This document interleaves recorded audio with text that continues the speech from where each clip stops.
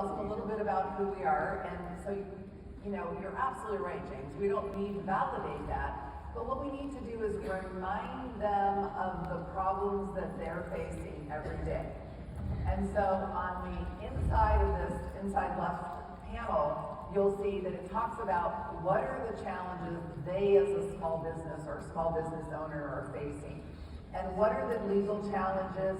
And it talks about some statistics here, so you can certainly speak to those that, you know, 60% of small businesses have had a serious legal problem in the last couple of years, and most of them don't get an attorney. Why? Because it costs too much.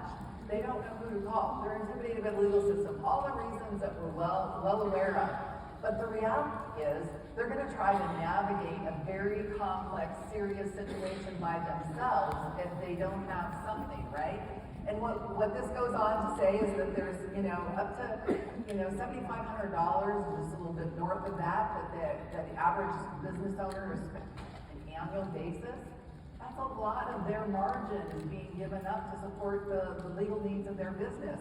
Could be up to $10,000.